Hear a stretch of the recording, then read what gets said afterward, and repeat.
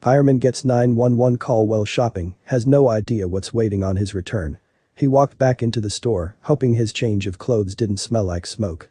The other members of his team followed close behind. They grabbed carts and tried to finish what they had started. But one staff member came up and said, "I'm sorry, but you need to put that back." Samuel and the rest of the crew shared a special bond that only firefighters can know. Not only did they work together, but during their shift, they did everything else as a team. He opened their designated fridge and frowned. They were going to have to go shopping together as well.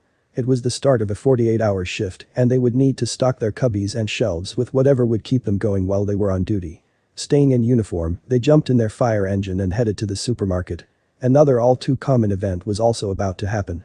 Samuel and his friends quietly chuckled as people stared at them while they grabbed their carts, some wondering if there was a fire nearby.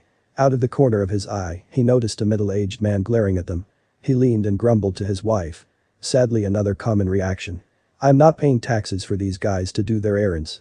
They should be on call to put out fires, not buying hot dogs. And why the hell are we buying their food for them?" Samuel could see his coworkers roll their eyes. It was a common misconception people had about their line of work. What people don't realize is that, while on their 24 or 48-hour shifts, they are constantly together. But that means they also need to do errands together. There's no time or point in shopping ahead of time. Also, all food bills come out of their own pocket. A loud beep came from their speakers. They had to leave. It was the signal there was a fire. A crackly voice on the other end gave them the details, and they jumped into the engine, leaving their carts and shopping behind. This was normal of firefighters' life. No matter what, they had to drop what they were doing. Samuel pulled on his gear as the sirens blared. Every call could be a hard one, and none are easy, but thankfully this call was just a small fire with no real damage and zero injuries. They put out the flames, climbed back into their fire engine and drove back to the supermarket. What they didn't know was something surprising was waiting for them. They walked back in, ready to fill their carts again, but a staff member came over and stopped them. "We saved your things," she said. His crew gave smiles and sighs of relief. It would save them an extra hour or so, and that was always welcome. But that wasn't all.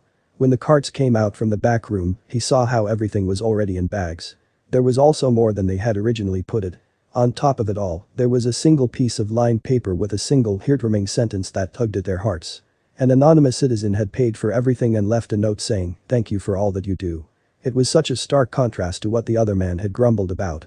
It turns out another shopper had overhead and was very upset at the lack of gratitude. The staff also did their part. They packed everything up and kept it all in the back fridge, so nothing spoiled and things were ready for the team to take back to the station. As the team drove back, enjoying the warmth of the amazing gesture, Samuel jumped on social media. He tried to reach out to say thank you to whoever had made their day just a little easier, but the person didn't step forward. It seems they did just want to do something nice and not want anything in return. Still, they hoped their gratitude reached the person. It also sparked an important conversation. The reality of being a firefighter isn't anything like it's shown on TV or in the movies. People do it because they love it, not for the money, because there's actually very little money to be made.